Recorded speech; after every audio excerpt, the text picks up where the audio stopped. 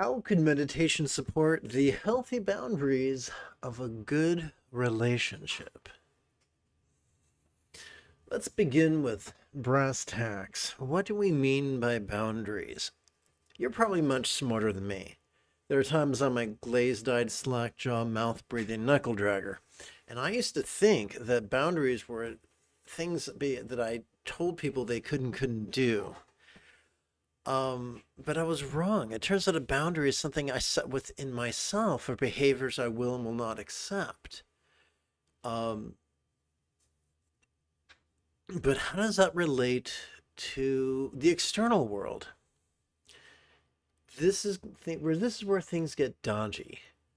Now, number one, you deserve to be treated like a respected and loved individual. You deserve to have your needs met and to be free from peril or the threat of peril.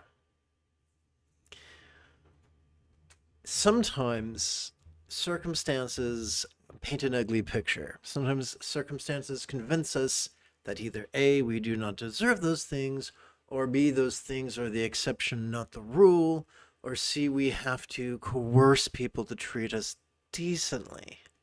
And that's usually more of an indictment on our past circumstances and less of an indictment on us. So I've got to tell you something that might make you feel uncomfortable.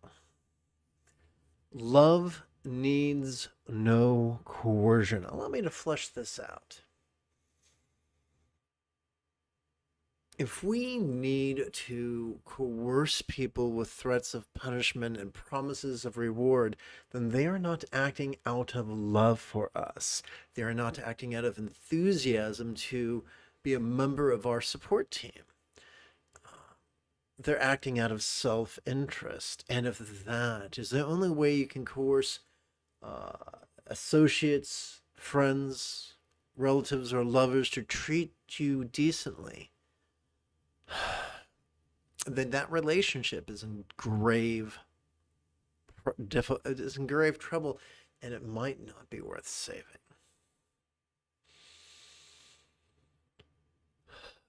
Get yourself someone who loves you, who, warts and all, they see you clearly, they respect you, they love you, and they are thrilled to be a member of your support team. When someone fails to meet your needs, point it out to them gently, but precisely, because just because someone loves you is no guarantee they're going to have a clue as to what your needs are specifically and how to meet them. And that's a huge difference. There's a huge difference between enthusiasm to meet your needs and knowledge of what those needs are and ability to meet those needs. Those are three different things. And if you decide that someone's inability to meet your needs, despite their enthusiasm, disqualifies them from being your significant other, that is your decision to make. It doesn't make you a bad person to advocate for yourself. And let's explore this a bit deeper here. Love does not guarantee telepathy. There's this myth that, gee, if this individual truly loved me, they would just know what my needs are. Malarkey. Half the time, we don't know what our needs are. We think specifically, we communicate generically. That's just the way of our species, but it doesn't work most of the time. So even though it's inconvenient, even though it's uncomfortable, even though it requires some effort, we have to speak precisely to people. Once again, love is important, love is mandatory, but it is no guarantee of compatibility. Compatibility of worldview, compatibility of preference, compatibility of ability. We're not all equally abled. Some are more abled and less abled physically, emotionally, and mentally than others are.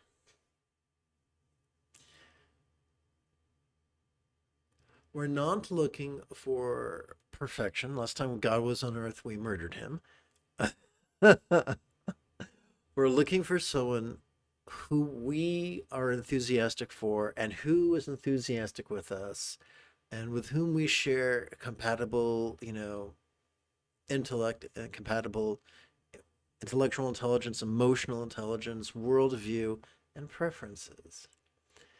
Um, and if our preferences are diametrically opposed, there's going to be conflict.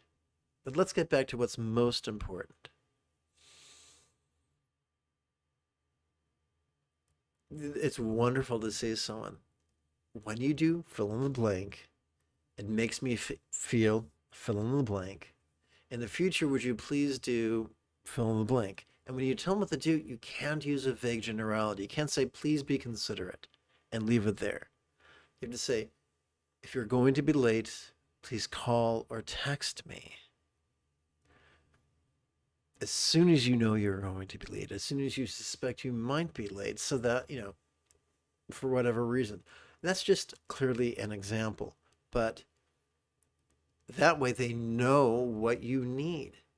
Now, if they do it because they're scared of losing you, that's not love. If they do it because they are expecting a favor, that's not love. If they do it just because they are happy to be a part of your support team and they're happy to have your needs met and they value your happiness, that's a keeper. So there is no need to coerce the other person. Tell them what you need, ask them to meet your need, and then watch. If they are enthusiastic but clueless, give them more information and some encouragement. If they are indifferent or adversarial, that's a huge red flag. To paraphrase Hamlet, quick, get thee to couples counseling. Or just ask them to leave, or you leave. Be with someone who characteristically is enthusiastic to be a part of your support team. Not your savior, not your slave, not your master, your support team. Just like in the Indianapolis 500, the cars pull into their pit crew, and the pit crew just, meet the needs of the car and meet the needs of the driver, and the driver gets back out there. Not all members of the pit crew are created equal. Different people have different specialities. It's a mistake for the lover to think they're in the same role as the best friend, or to be in the same role as the work partner, or the same role as the estranged sibling. We all have different roles in the pit crew, but we want people in our lives who are enthusiastic to be there, not who we have to coerce. Now we answer the $64,000 question, but how does this relate to meditation? I was told by my Tibetan teachers that the highest love is spontaneous and uncontrived. Last night, I ate a peanut butter and jelly sandwich. I did not have to coerce myself to eat a peanut butter and jelly sandwich. I did not have to work out a profit and loss analysis. I just, at the moment, I felt hungry, and that felt like a good idea. If we have to coerce ourselves to be decent human beings, then our meditation has taken a wrong turn. When we practice concentration and contemplation, we're going to find it difficult to experience a love that is spontaneous and uncontrived. However, when we don't confuse concentration and contemplation for actual mindfulness and meditation, then love becomes effortless. After all, we evolved to have a chunk of our brain dedicated to empathy. It's called the anterior cingulate gyrus, and it's quite fascinating. It functions as the hub of our mirror neurons. I used to think it was unique just to mammals. It also exists in not just mammals, but primates as well as reptiles. Now, the chunks of the brain are in different ratios, but they're there. I've seen film of reptiles acting affectionate and behaving in a cooperative manner. We are all have an empathetic potential, and a healthy uh, mindfulness and meditation practice can support that. That is inferred in the source text of Dzogchen, the total space of Vajrasattva composed by Prahe Vajra, who is known in Tibet as Garab Dorje. Allow me to share this verse with you. Being love, and thus thoroughly accomplished, it does not practice great compassion. Being great, the profound qualities of greatness need not be praised. There is a famous text in Mahayana Buddhism known as Shantideva's Bodhicharya Vatara. And in it, it lauds the amazingness of love. He was a man, it was a scholar. He spent years concentrating and contemplating, and he had to rely on coercion, auto-coercion, to love others. Those who have mastered Dzogchen understand that the highest love is spontaneous and uncontrived. We don't have to chase after it. It's already there. I don't try to have elbows. They're factory installed. They came with this body. I don't force myself. I don't force my heart to beat. It does it automatically. And I'm grateful it does. Love is as natural as breathing. Empathy is as natural as breathing. Unless we are in a state of peril, whether it's acute or chronic, usually due to late-stage capitalism, that can suppress our experience of empathy and heighten our predatory circuitry. But the antidote, in addition to, of course, causing the world systems to evolve to a post-scarcity economy, which would be lovely, but I don't see that happening in the next 10 minutes. In the short term, a healthy practice of mindfulness and meditation for at least 5 minutes, approximately once every 12 hours or so, can go a long way to making us just as loving as we'd like to be. I look forward to chanting with you and meditating with you after about 40 seconds of housekeeping. This is the Lama Jigme Gyatso of the Buddha Joy Meditation School. For more than 30 years, I spent more than 8 hours a day studying, practicing, and reverse engineering the teachings and practices of each school of Buddhism, so you don't have to.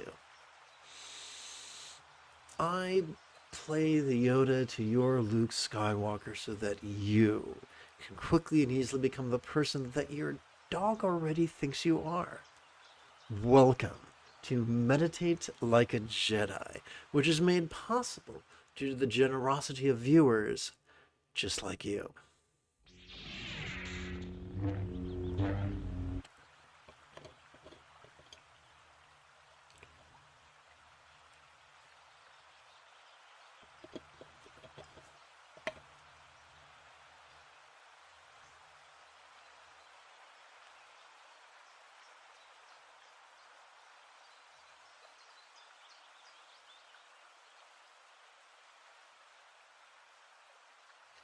We don't need preparatory practices to meditate. However, it's been my experience that most of the people I work with, most people who wander into my live stream, are very much like sprinters, for whom the sound of a starter's pistol and the sight of a finish line feel important, and I respect that. So I like to begin and end every meditation session with 2 brief, loving chants. These are not prayers to a real or imagined celestial entity. These are words we use to exercise our loving intention, just like deep knee bends exercise our body. we're going to work with empathetic bodhicitta and enthusiastic refuge. Our first recitation is literal, and we set it to a triplet chant together. May I liberate all beings from the tyranny of hating, craving, and clinging by relying on thee. Buddha's example, instructions, and students. Notice these three highlighted words. They are so potent that they've earned the figurative nickname as the three wish-fulfilling jewels. We turn now to our final pre-meditation chant. You'll find that it is more concise and more figurative than the previous one. We are setting this recitation to a bookend chant together. May I liberate all beings by relying on the three jewels. May I liberate all beings by relying on the three jewels. May I liberate all beings by relying on the three jewels. So we're going to alternate between meditation and recitation. I find, as someone who is differently abled, I find that's a convenient way to keep my energy up. Perhaps you will as well. Before we start in with the meditation, let's briefly review the fundamental instructions. Mindfulness and meditation are known by many names, including Sati, Passaddhi, Zen, Proto-Zen, Chan, Dhyana, Mahamudra, Mahasandhi, Ati Yoga, Dzogchen, and Treksho. Despite the fancy names, they're very simple. Let's begin with mindfulness. Every time we inhale, whether we know it or not, we access the sympathetic nervous system. It's not even in the brain, it's in the spinal cord, in the thoracic region.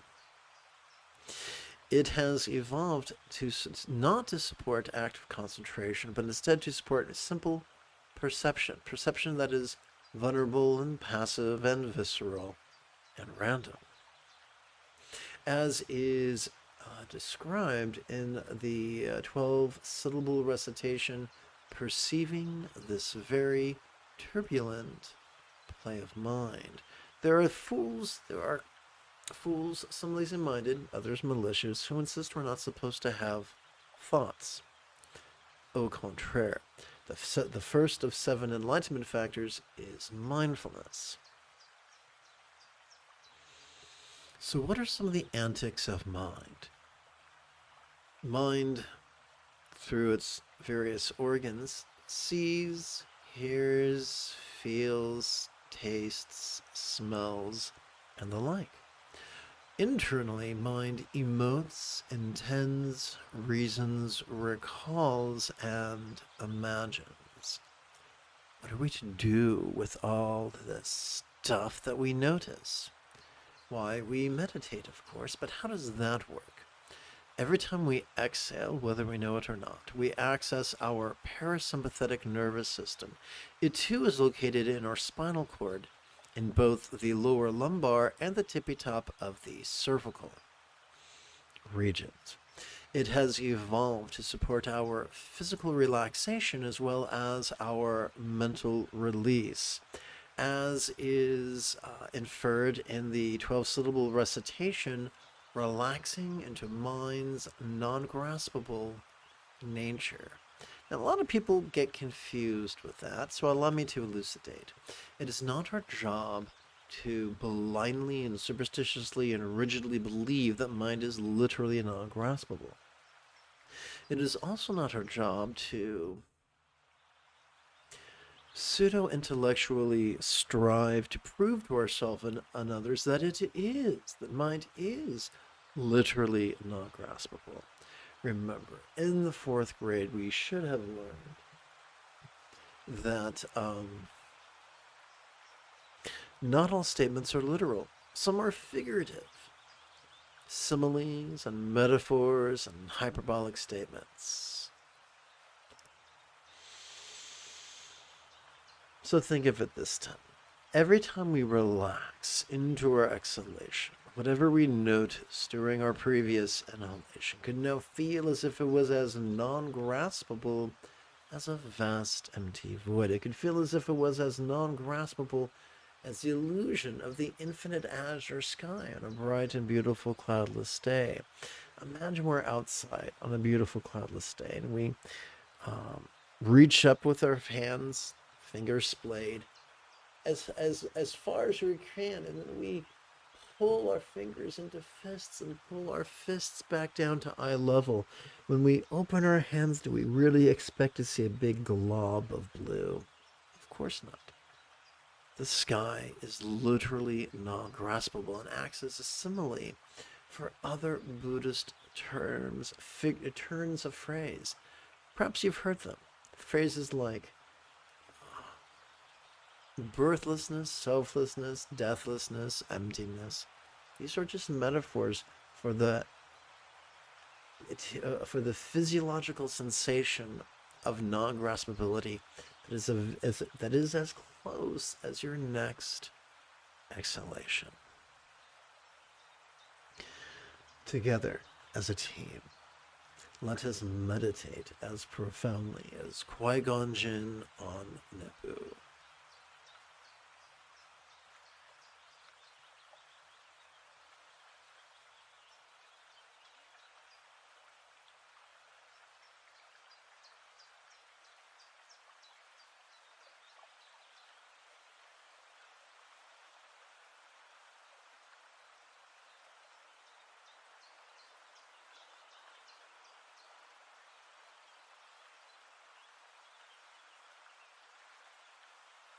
Remember, the moment you have a specific question about Buddhist meditation, Buddhist philosophy, or how to apply them, simply type your question in great detail in the chat window.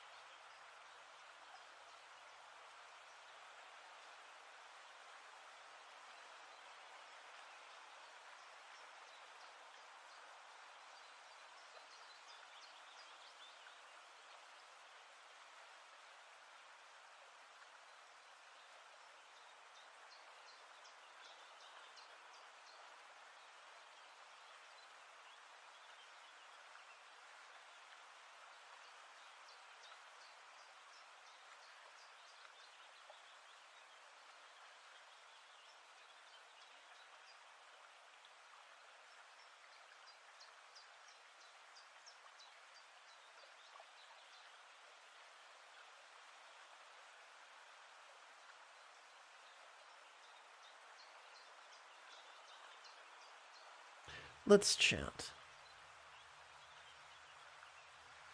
A marcher taught a quick one heroine whose eyes flash like lightning, born from the opening corolla of the lotus face of the Lord of the Triple World.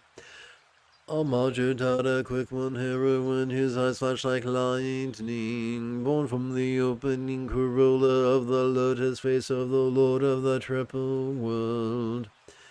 A marcher taught a quick one heroine whose eyes flash like lightning, born from the opening corolla of the lotus face of the Lord of the Triple World.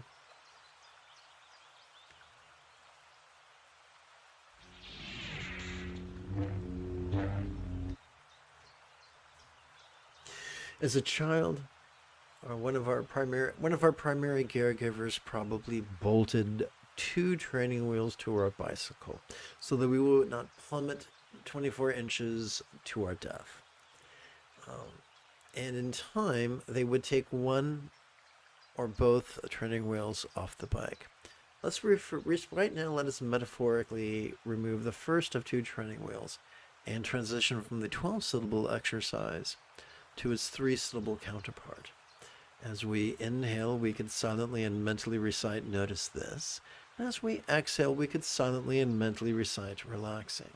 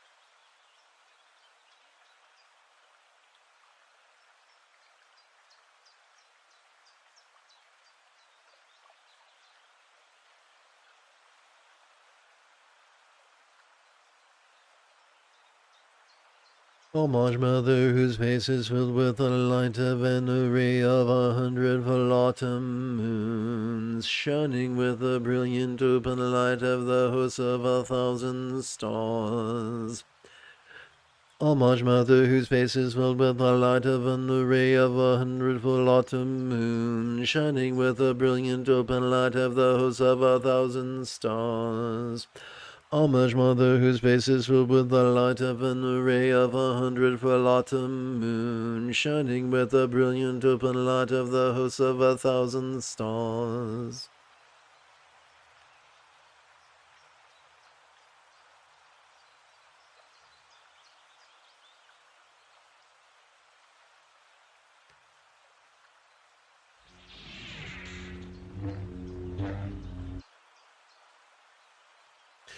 And now we can remove our second of 2 imaginary training wheels and transition to the 3-syllable version of the same exercise. As we breathe in, we could silently and mentally recite the demonstrative pronoun this, and as we exhale, we could silently and mentally recite the 1-syllable verb ease, which functions as a synonym for relax. Now, you'll notice that we've had to take some poetic license with the shrinking of these labels. We've replaced sensation with form, emotion with feel, recall with then, and imagine with dream.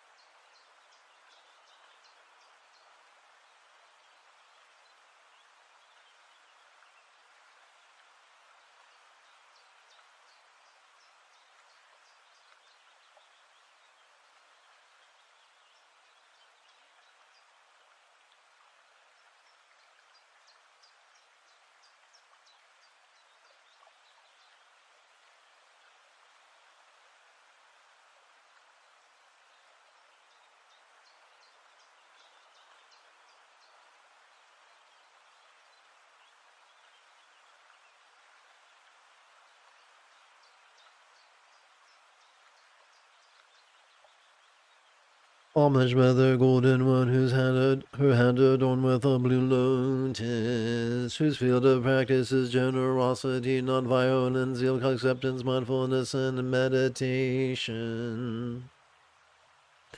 Homage Mother, golden one, her hand adorned with a blue lotus, whose field of practice is generosity, not violence, zeal, acceptance, mindfulness, and meditation. Homage Mother, golden one, her hand adorned with a blue lotus, whose field of practice is generosity, non-violence, zeal, acceptance, mindfulness, and meditation. So although this was translated by the Kenpo brothers, anytime you see something in italics, that's me finding a paraphrase.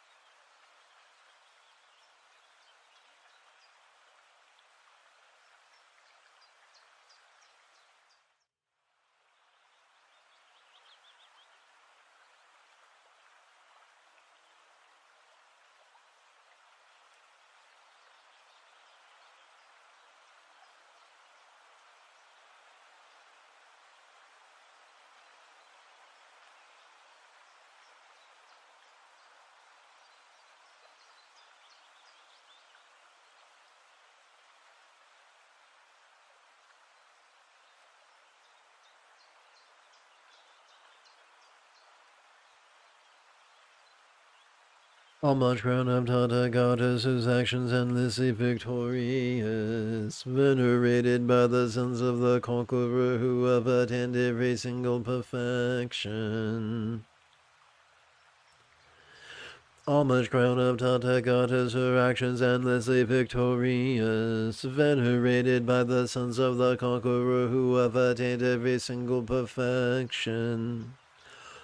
Homage crown of Tata goddess, her actions endlessly victorious, venerated by the sons of the conqueror who have attained every single perfection.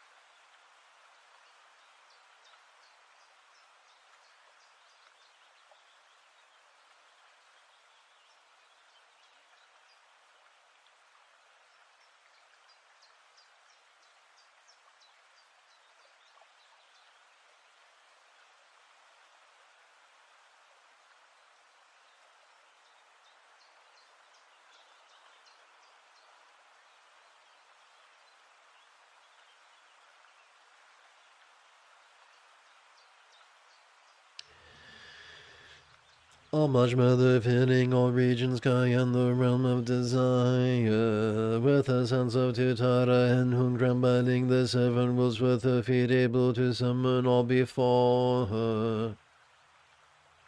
Homage mother filling all regions, sky and the realm of desire, with the sounds of Tutara and Hun trampling the seven worlds with her feet able to summon all before her.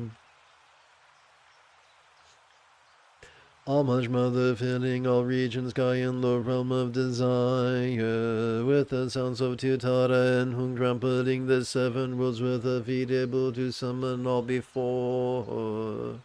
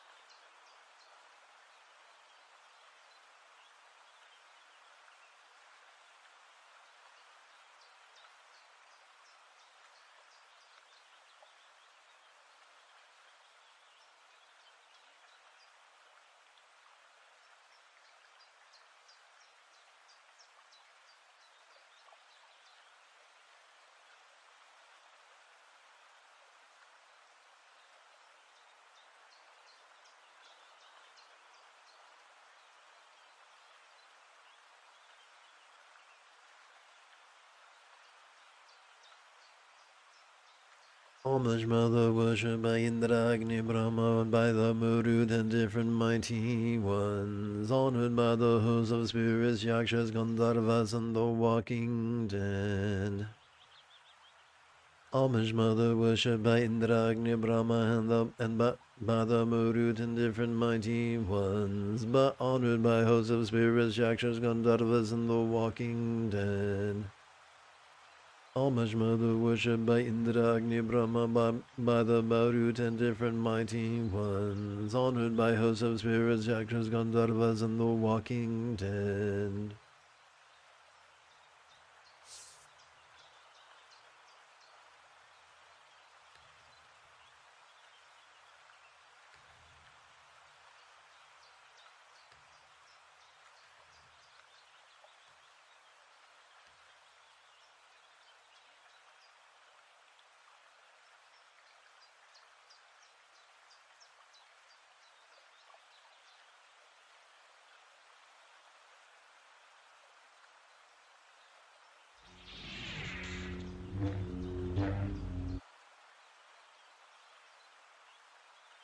Welcome to this morning's practice. If at any point you have a specific question about Buddhist meditation, Buddhist philosophy, or how to apply them, simply type your question in great detail in the chat window. Of course, if you wanted the opening lesson, just drag your indicator bar to the left.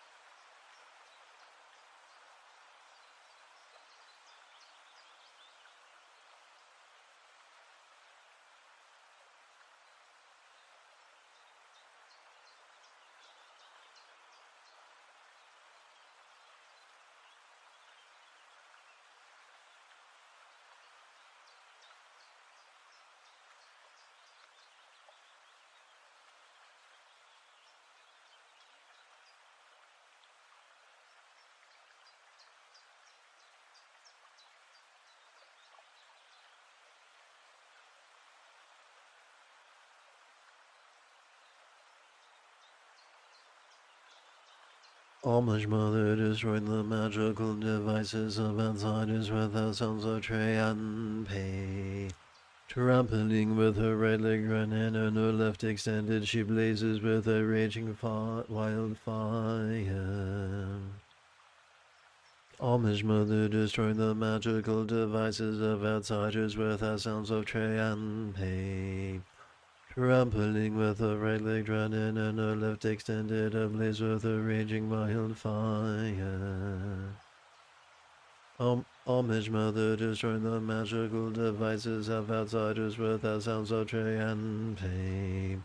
Trampling with her right leg running and her left extended, ablaze with a raging wildfire.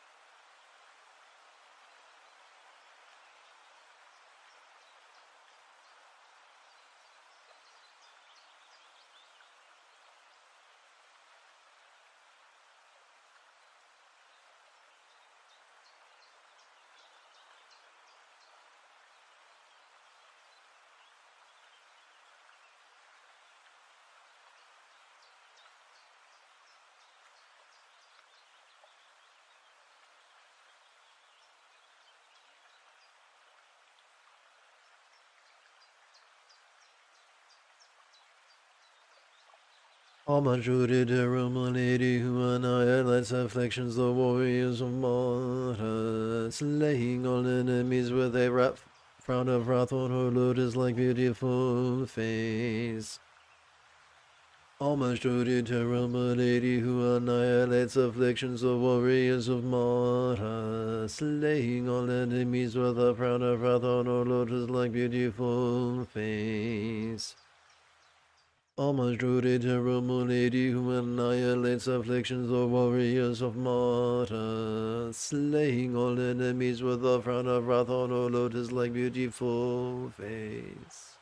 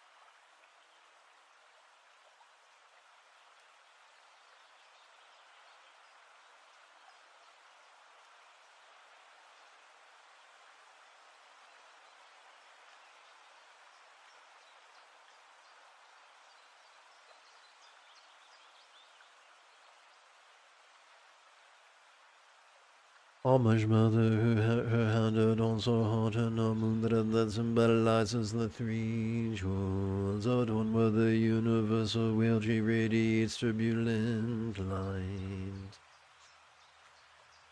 Almost mother her hand adorns her heart and a moon that symbolizes the three jewels, adorned with the universal will, she radiates turbulent light. Homage mother, her hand adorns her heart and a mudra that symbolizes the three jewels, adorned with the universal will, she radiates turbulent light.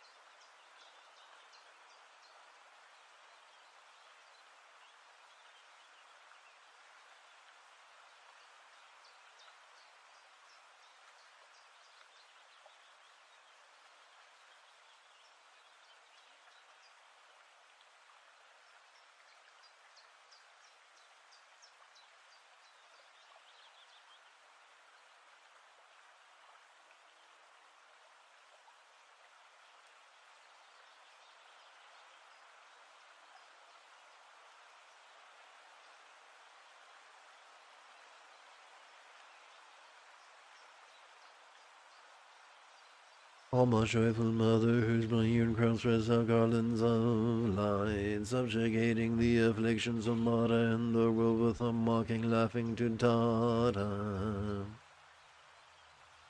All most joyful mother, whose brilliant crown spreads out garlands of light, subjugating the afflictions of Mara and the world with a mocking, laughing to Tata. All most joyful mother, whose brilliant crown spreads out garlands of light, subjugating the afflictions of Mara and the world with a mocking, laughing to Tara.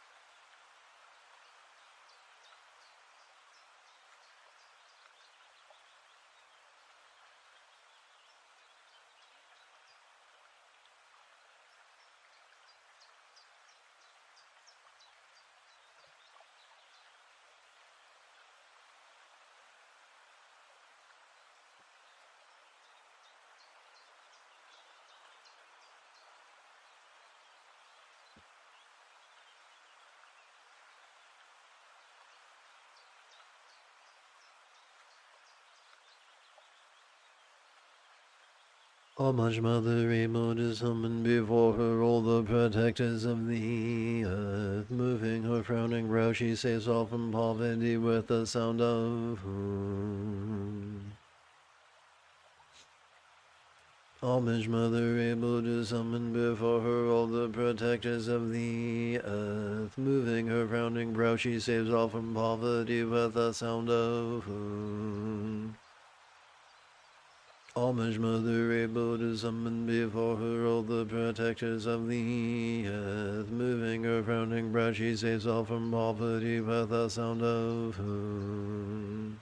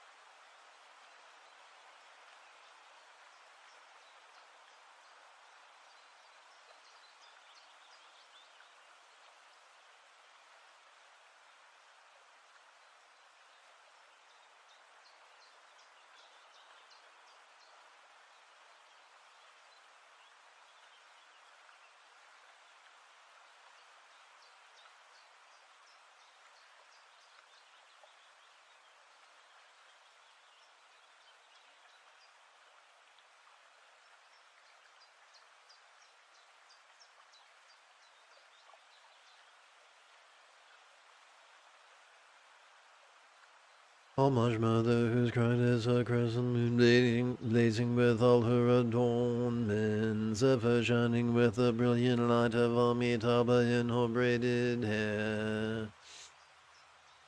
Homage, Mother, whose crown is a crescent moon blazing with all her adornments, ever shining with the brilliant light of Amitabha in her braided hair. Homage, Mother, whose crown is a crescent moon blazing with all her adornments, ever shining with the brilliant light of Amitabha in her braided hair.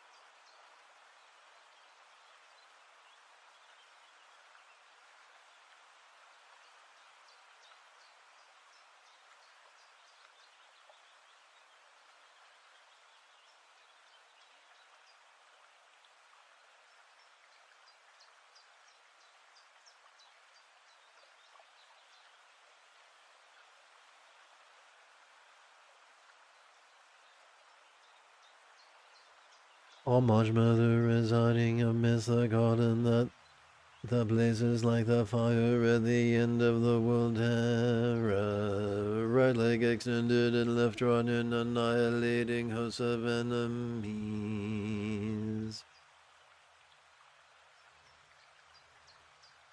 Homage, Mother, residing amidst the garden that blazes like the fire at the end of the world era. Right leg extended and left running,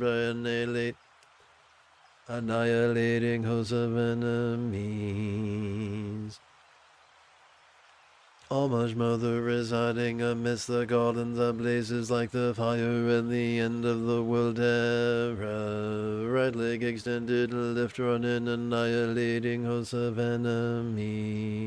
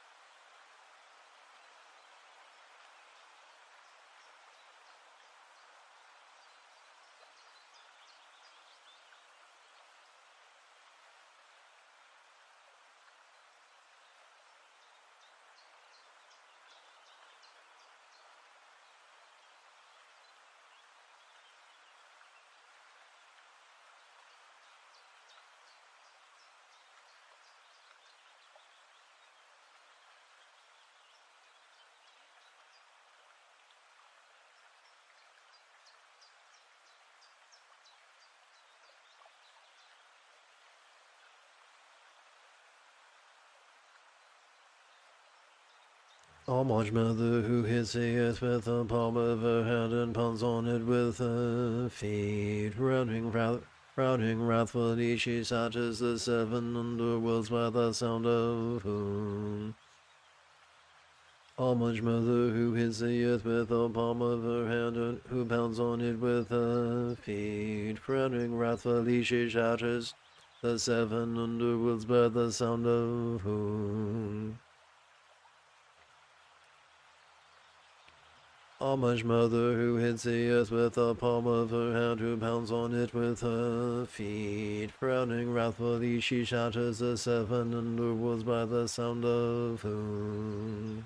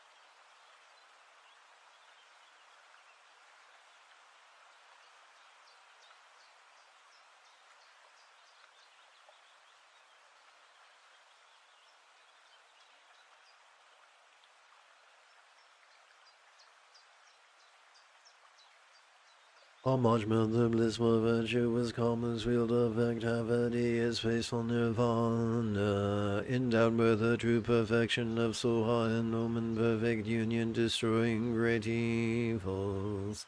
So I'd like to reveal the G on the bottom line. So I'm going to see if I can't adjust. There we go.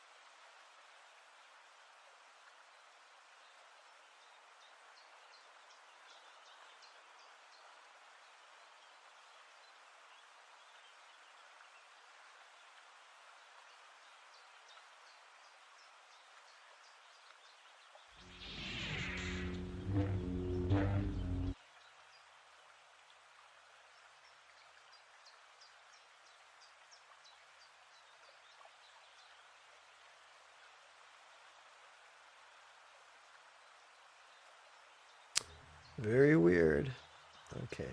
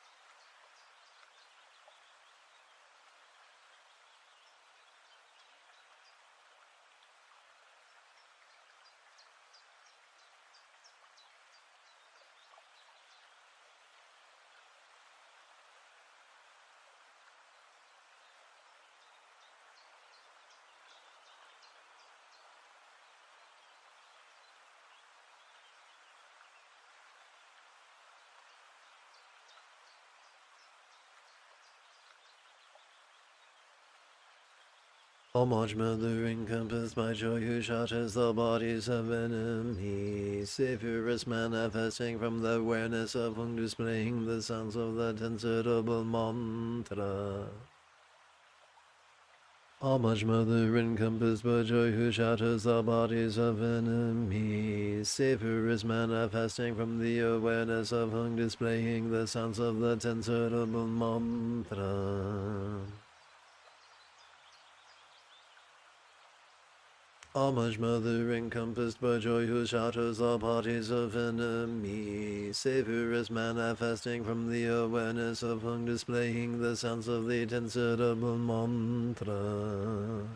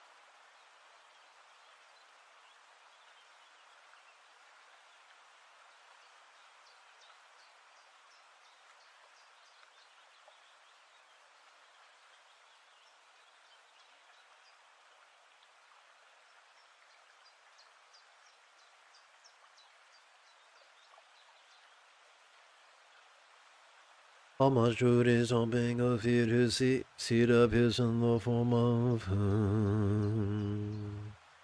Shaking Mount Muru Mandara, Bindu child in the triple world. Homage to his own being of fear to see, it appears in the form of Hung. Shaking Mount Muru Mandara, Bindu child in the triple world. Homage to his own being of fear to see, it appears in the form of Hung. Shaking Mount Muru Mandara, Bindu child in the triple world.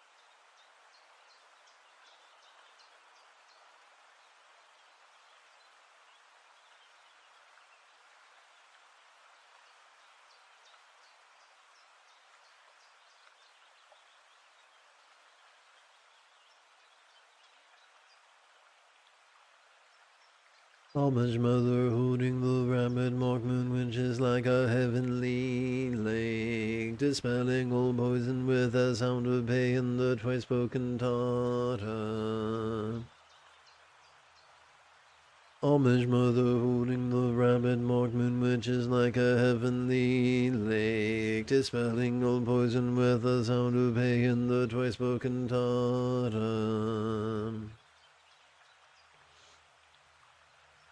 Almond mother holding the rapid mark moon, which is like a heavenly lake, dispelling all poison with a sound of pay and the twice spoken Tata.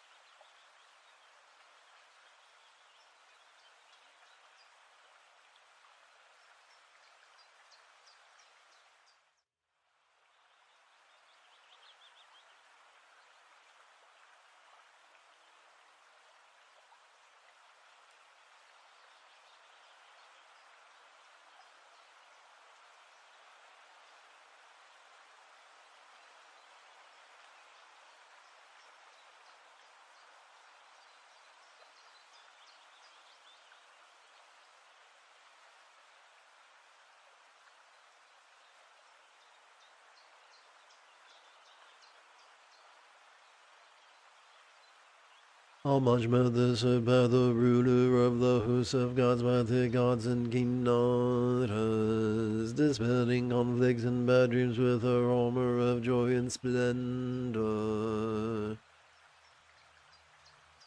Almond mother served by the by the ruler of the hosts of gods, by the gods and king daughters, dispelling conflicts and bad dreams with her armor of joy and splendor. Homage, mother, served by the ruler of the hosts of gods, by the gods and king daughters, dispelling conflicts and bad dreams with her armor of joy and splendor.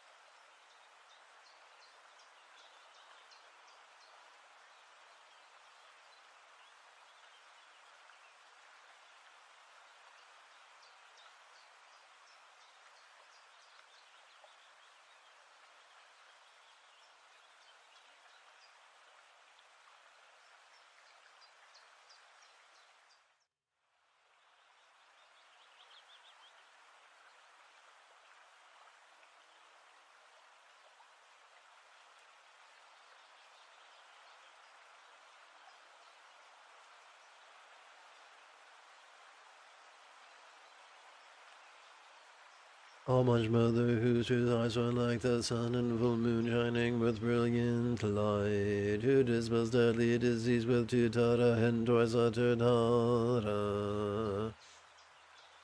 Almighty Mother, whose true eyes are like the sun and full moon shining with brilliant light, who dispels deadly disease with tutara and twice uttered hara. Almighty Mother, whose true eyes are like the sun and full moon shining with brilliant light, who dispels deadly disease with tutara and twice uttered hara.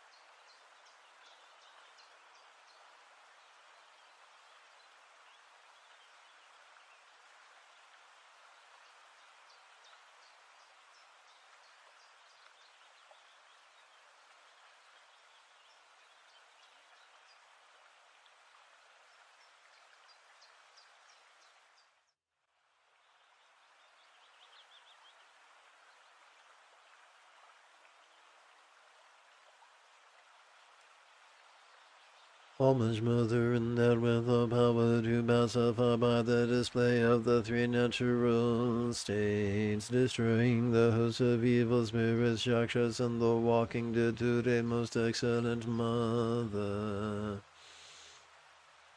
Almighty Mother, endowed with the power to pacify by the display of the three natural states, destroying the host of evil spirits, Yakshas, and the walking dead, O today, most excellent Mother. Almighty Mother, endowed with the power to pacify by the display of the three natural states, destroying the host of evil spirits, Yakshas, and the walking dead, today, most excellent Mother.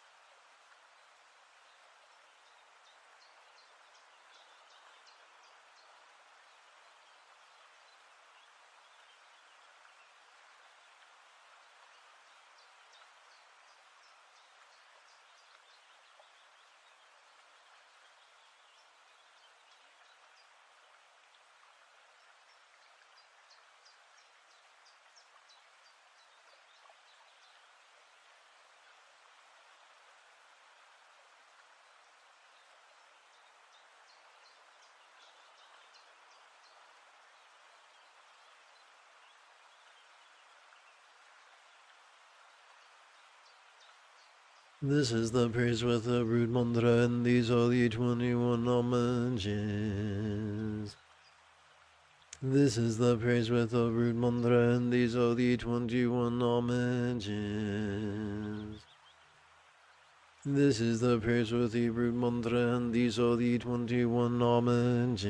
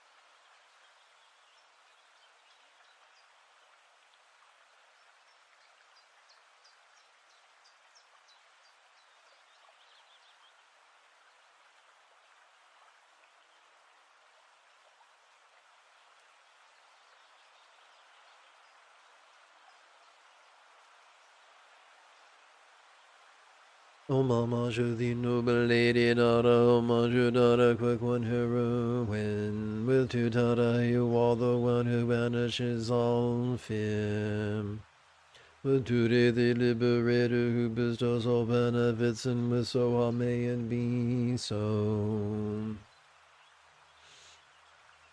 Om Amajo, the noble lady Dada, Amajo Dada, quick one heroine. With two Dada, you are the one who banishes all fear. With today the liberator who bestows all benefits, and with so may it be so.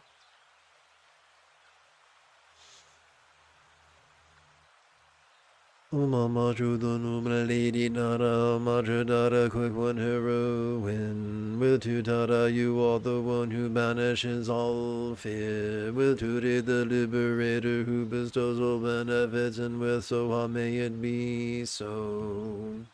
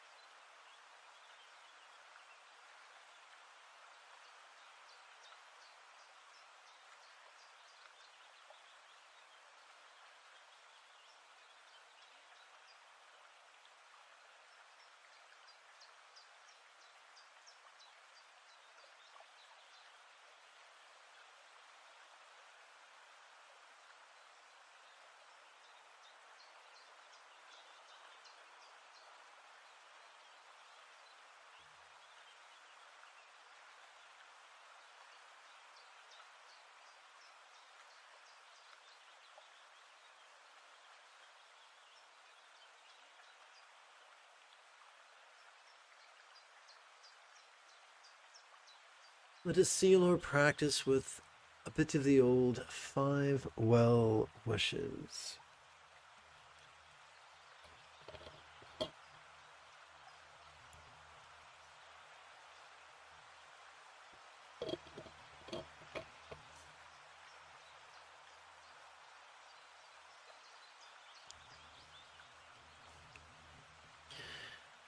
May hold mind, speech, forms, and lots be his peaceful, joyful, healthy, and fortunate.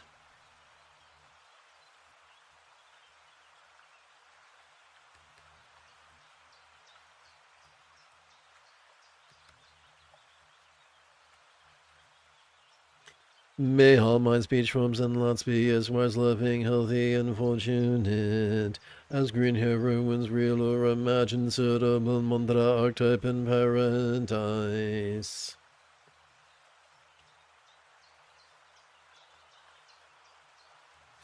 May all beings like green heroine master the Eightfold Path as well as liberate all others. May all beings practice of kind communication, conduct, and calmness flow spontaneous and uncontrived. At the very end of each being's life, may we take immediate and auspicious rebirth, master the Buddha's path, and then help all others do likewise. May everyone be free from suffering, may everyone be happy, may no one be separated from the happiness. May everyone have balance from the tyranny of hating, craving, and clinging, freed.